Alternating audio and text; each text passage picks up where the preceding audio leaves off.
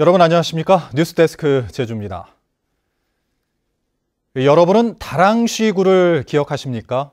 30년 전 4.3의 참상을 세상에 알리며 이 진상규명의 신호탄이 됐었던 곳으로 지역 주민 11명이 참혹하게 희생된 곳입니다. 제74주년 4.3을 앞두고 열린 증언 본풀이 마당에서 이 다랑쥐굴 희생자 유족들은 시신도 제대로 수습하지 못한 죄책감에 회한의 눈물을 감추지 못했습니다. 반세기 넘게 가슴에 묻어뒀던 희생자 유족들의 이 한 맺힌 사연을 직접 들어보시겠습니다.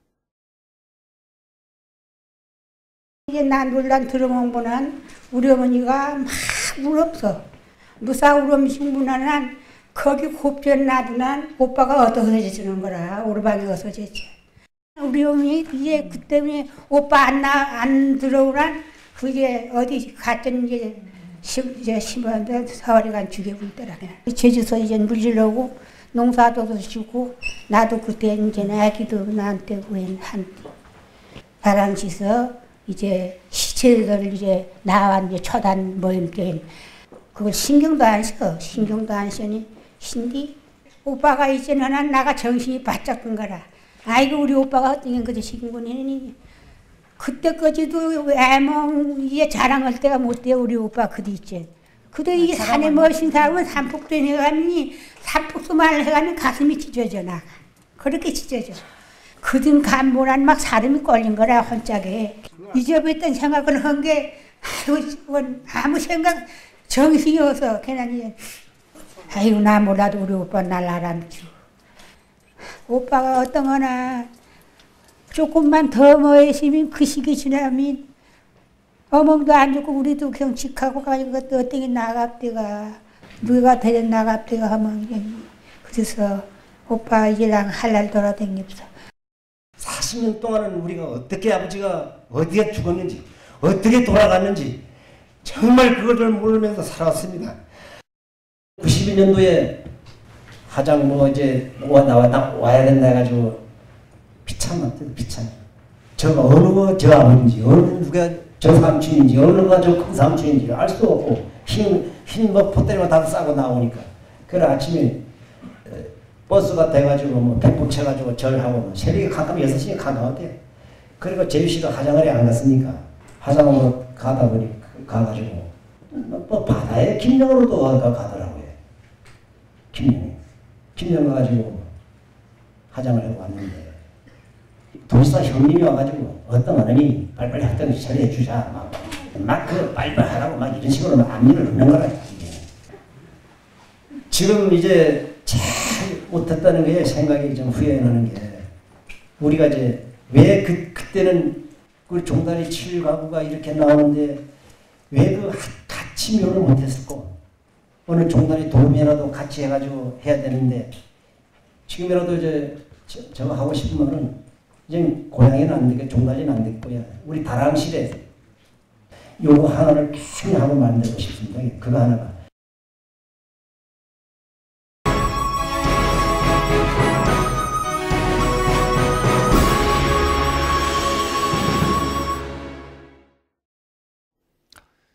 발굴 30년이 다 되도록 유족들의 가슴에 한으로 맺힌 다랑쥐굴은 여전히 입구가 막힌 채 방치되고 있습니다. 이 굴 안에는 아직도 수습되지 못한 유골과 유물이 남아있지만 이 추가 조사는 이루어지지 않고 있는데요. 미완으로 남은 다랑쥐굴 발굴의 의의와 과제를 권혁태 기자가 짚어봤습니다. 캄캄한 동굴 아래 손전등 불빛을 비추자 하얀 유골이 나타납니다. 1991년 12월 4.3 연구소 조사단에 의해 다랑쥐굴이 처음 확인된 당시 영상입니다. 그야말로 충격이었죠. 처음 이제 이런 유골들을 받고 또 4.3 당시 그런 희생된 당시 모습, 처참한 모습 그대로 그냥 굴 속에 방치되어 있었던 것이잖아요. 숨진 사람들의 신원과 사망 원인 등에 대한 기초조사가 이루어진 뒤 이듬해 4월 1일 다랑쥐굴은 세상에 공개됩니다. 제주 MBC가 방송사 가운데 유일하게 현장을 전달했고 일간지 3곳이 진상을 지면에 담았습니다. 다랑쥐굴 발굴은 당시 군사정권과 이른바 3당 합당 등으로 공안 정국이 형성되며 수면 아래로 가라앉았던 4.3 진상규명을 재점화시켰습니다. 91년 그때 추모제 때는 관덕정 앞에서 열릴 예정이었는데 원천 봉쇄되고 그다음에 최루탄이 난무하는 그러한 추모제가 됐었죠. 그러한게 침체되어 있을 때 이것이 발굴돼서 전국적으로 여론을 확산시킴으로써 4.3 논의를 다시 불붙였다. 하지만 세상에 드러난 지 45일 만에 다랑시굴은 다시 봉쇄됐습니다.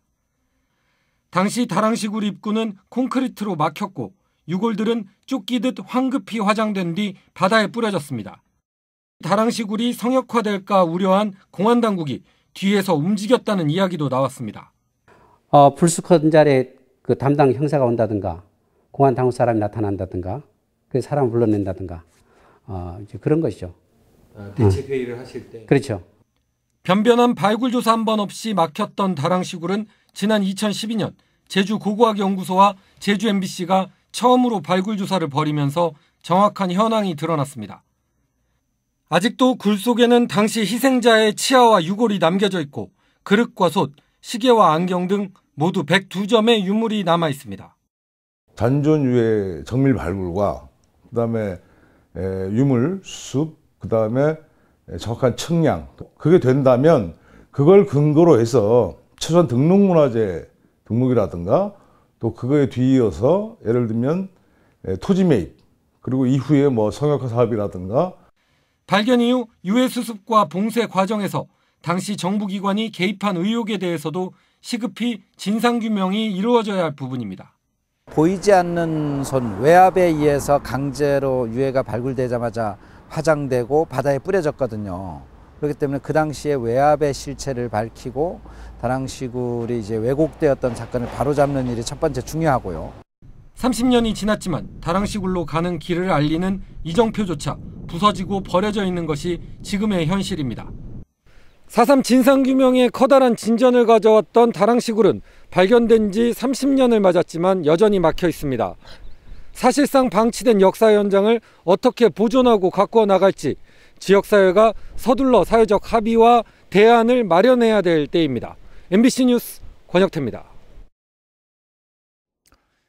최근 제주 지역에서도 아파트 값이 급등하면서 서민들의 내 집 마련이 더욱 힘들어졌죠.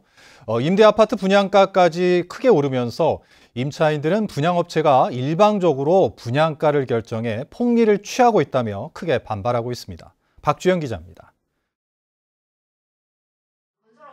제주시 사마지구의 부영 임대 아파트에 살고 있는 김대연 씨는 최근 분양 전환 안내문을 받고 깜짝 놀랐습니다. 부영주택이 제시한 84제곱미터형의 분양가는 5억 3천여만 원.